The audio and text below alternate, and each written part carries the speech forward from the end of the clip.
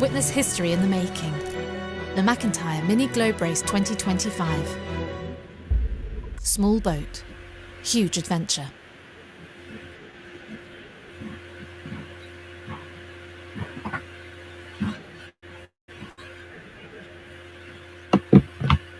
Well, good morning, everybody. It's just 20 past 8 here in Fiji, and we've got a really nice day shaping up again. Dew on the deck. It's always a good sign.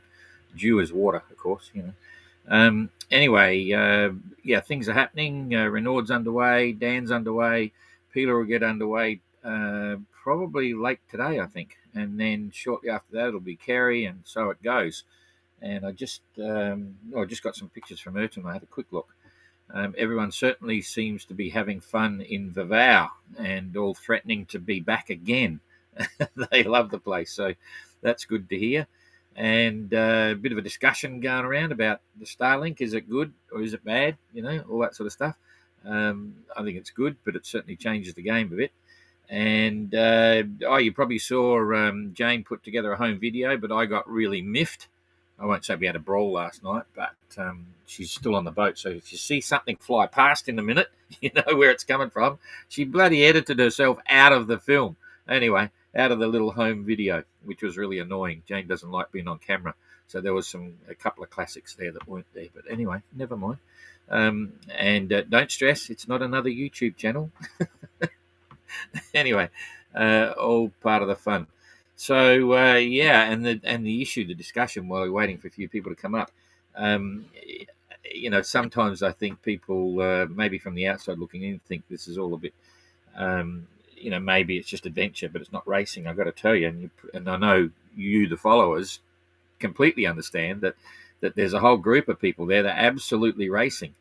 As in racing might even be the number one reason they're there. Okay, and probably I won't say it's the be all and end all, but it's certainly the driving force to keep them going. You know, they want to win the race, and even then, when you go further back down the fleet, and you've got the mid pack, they might have had dreams of being really serious racing, and for whatever reason, the boat's not quite keeping up with the leaders and things like that, but they still want to perform. They still want to go fast, and they're doing what they can to keep right up there. And the game changes a bit now in Fiji because it's another mass restart, which is understandably very exciting. It's exciting for all the entrants because they take off as a fleet again, and that's always a bit of fun. So, I know, most of them are looking forward to that. To all be together, they all enjoy that sort of deal.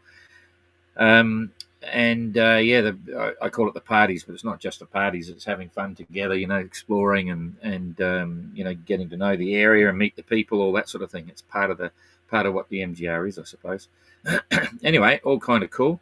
So we'll get straight into the tracker now. This will be another quick one. Where we go here, I nearly pressed the wrong button. Okay, so you're looking at the tracker, and now I will be looking at the tracker. This is an interesting one. So board John and Popeye not making fast tracks to Papeete, and the discussion then will start to turn towards will they make it to Fiji before July the 26th when all the other entrants bugger off. We'll have to wait and see, but at the moment, you can see Popeye had challenges yesterday coming through. The wind swung, it was light, got pushed to the northwest. He's now rolling back again, but now there's very little wind. He's only doing 1.5 knots, and he's facing a strange way, so he might have stopped at that point. Might have been sailing for a couple of knots, during the preceding 4 hours, and then all of a sudden now there's no wind, so he stopped facing the wrong way. Who knows what? John doing 1.1 knot. That's certainly not fast. Only 40 miles in the last 24 hours in the direction of Papeete. And last 24 hours for Mike is only 25 miles. So they're probably going to be into Papeete maybe, let's see, 146, day and a half maybe. It depends, 2 days. It's probably another 2 days. Let's see what the wind's doing. Get rid of that, and we'll come forward. Oh, it's going to be right on the nose. It could be 3 days. That's not good. So by tomorrow, he'll be partway down towards there. And he's going to get hit right on the nose, and you'll see him start to tack one way, the other way. How long is that going to last? We'll come forward a little bit. Ooh, it's getting stronger. Yeah, that's going to be. Ooh, I shouldn't tell him because he'll probably be looking, but he knows the weather. It's not until the 12th, so 11, 12. They could be 3 days yet. Only 150 miles out, but that's probably a good 3 days because even there, when it's in that direction, then you're finally on the last leg. So they want to try and hold their position here. And Popeye maybe 4 days. So that's doing it tough, but that's the luck of the draw when you're a sailor, eh? So they've got some fun ahead there. And Gary, coming back to today's weather, should be on the move now, if everything's right as per the description. 3.9 knots, 74-mile day. At least he's getting the miles up in 24 hours, but still not fast. It's just after the beam, so it's probably a bit wet. That might be slowing him down a bit. That's what we were mentioning yesterday, just slapping the hull forward, so just push that forward a day. It's slowly swinging behind him, so he should start picking up.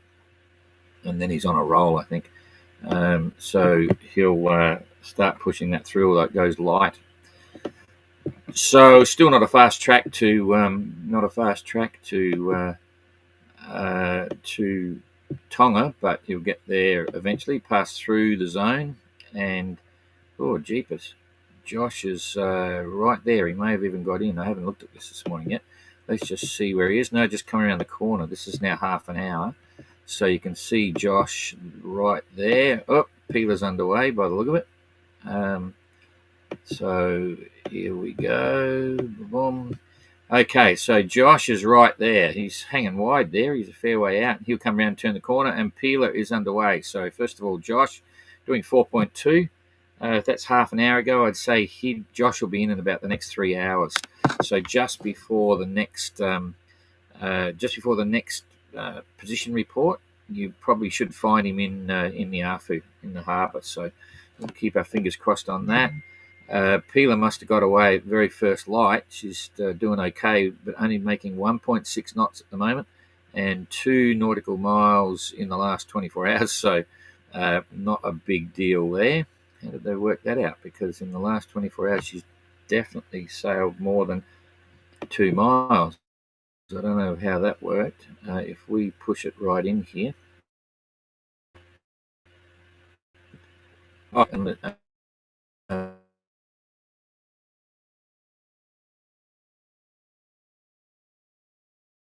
going on. You can see here. Oh. Okay, boom. There we go. I'll build it up a bit bigger so you can see what I'm actually talking about. So from that, there's 4 miles just there. And if I come around here, he's over there, another 2 miles, 4, 5, 6. So she's 6 miles out of there. But it's a pit stop, so we don't really get too technical there. I'm just wondering where it started from to measure that 24-hour thing. Maybe they've done it from here somewhere. I'm not sure. Anyway, the bottom line is she's on the move, but not moving too fast, and that could be a factor of it's in the morning, and it's quite light often in the morning here, and it's in the lee, so the breeze is coming from this direction, so she's probably got a wind shadow there. She's in pretty close, so that's how it goes. Then let's see where Dan took off from. Hang on, I'm just trying to see. Oh, there's Dan. He took straight out along the right along the. That's Dan there.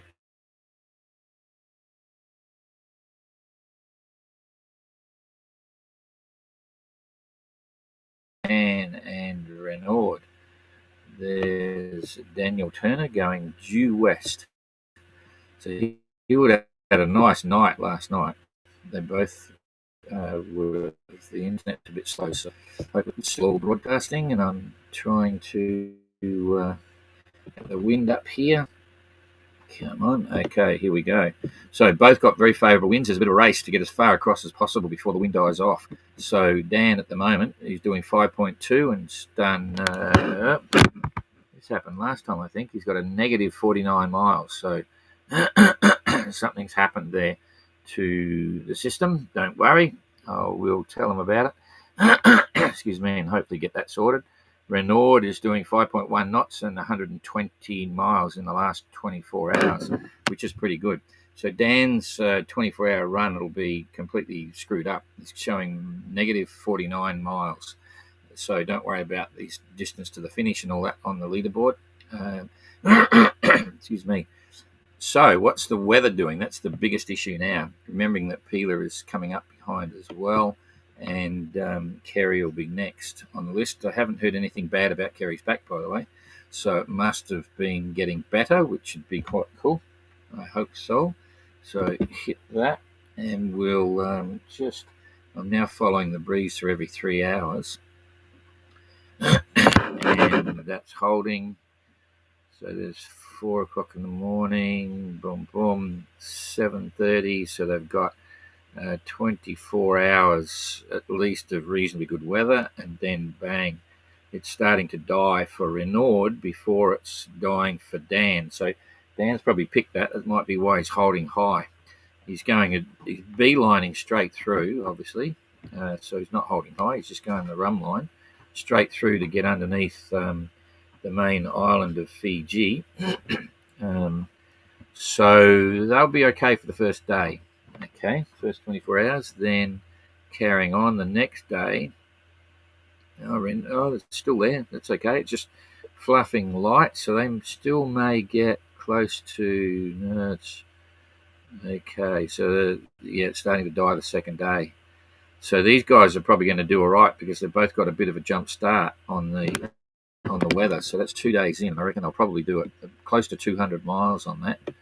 So let's see where Dan would be if he can manage 200 miles. There's 200 right there. So Dan's going to be on his way. That's not too bad. And then as for Renaud, if he can manage 200 miles, it's going to be very close. He's going to be right up there. So, and he might get this local puff going through by that stage. So anyway, they'll be chasing head to tail. The guy's coming around the back here. Look at what Kerry's going to have when he leaves. He will have this light weather, and Peeler's going to, be in the same situation. So I'll just follow this through because there'll be boats leaving pretty much a boat a day sort of thing as it goes. So I'm going to get rid of that, and we'll just keep it running through here just to see what the others are likely to get. I know that's not too. There's a sailing breeze, but it's not going to be fast. You can see it's full of holes. It's all coming from the right direction. There's the 14th. So there's 3 days. So very fluky. Beautiful sailing conditions. If you're a cruising boat, you'd think, oh, this is cool. We're doing 4 or 5 knots. Nice breezes. There's the 15th. Yep, it's going to be very, very challenging. And it's why is it all happening? Let's just open it up and have a look at what's underneath. No, it's not so bad. It's just a localized situation. So, but that's 5 days up, and that's going to be a lot of the fleet going through there. So we've just got a very easy set of wind systems that are not going to push them on at speed. Anyway, Renaud knows that. Dan knows that. That's why they'll be pushing really hard at the moment. Every mile they can get now could increase a gap with everyone behind them. And anyway, then they'll have their challenges as well coming through into the vow. So I would say now, I'll just build this up again. What's the ETA for Renaud? 2 days he's going to be over there, and then it could take him from here around to there. So 2, 3. Certainly not going to be quicker than 3. And today's what day's today? Today's Tuesday, Jing. Wednesday. Holy shit! Shivers. I mean, sorry about that. Beep. Wednesday, Thursday, Friday, Saturday. Renaud will be in on Saturday, sometime, hopefully, and Dan will be on Sunday, sometime, hopefully.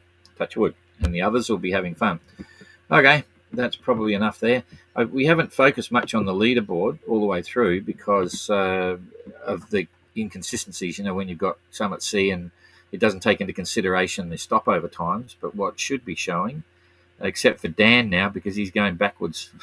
But anyway, from the start, we'll forget about that. We'll just go recent. Renaud is showing distance to finish 281. That's about right. Dan's not even there. Jeepers. What's going on here? Dan Turk. Dan, where's Holiday Dan? Am I missing something here? Dan Turner. Oh, you're coming 12th, Dan. That'll get you excited. With 643 miles to go. You're going backwards. Is a -3. There's a few of them. Okay, well, we'll sort that anyway. We'll stay away from the leaderboard for the moment, but it's getting close to the point where you can start to determine, where the situation is with the overall fleet. So on tomorrow's track, I will focus on that a bit. I'll just review the times from leg 1 and put that through to the leaders anyway, just to give you an idea there, because I forget how far back Dan was finishing into Panama. Okay, I'm waffling on. I'll get out of here. Come back to this, go back to there. G'day, everybody. Hide that one. Okay, so I had a bit of, for those who've just turned up or been going through, I had a bit of a chat about racing or adventuring at the beginning, and just talked about Jane and our little home video there. Jane editing herself out. She's so shy, so cute. Okay, what do we got here? I think that's all there is. Jane is wise. Yes, I know. No personal photography. Smart cookie. She didn't hear that. She's not going to read these comments. I'm going to delete your comment. Roger, the few scenes that Jane was in were very nice, and she was a wonderful sense of humour. No, she's not. They were strawberries. Jeepers. John Pinto. Nice Jane didn't edit herself out of your sailing video. Okay, that's enough. Jeepers. Fortunately, we've only got 3 comments. So here comes another one. I think. Does that come up there? I'm not sure what's going on here. I might have missed that. Or did I? Maybe I pressed that button. Yeah, okay. All right, only 3 comments. That's it. So we'll see you tomorrow. Not a lot happening there, but what is happening is kind of fun. So we will see you tomorrow. And we got to get everything organised here with flames and banners and bits and pieces around the place before Renaud turns up. So and work out where the boat's going to go. Okay.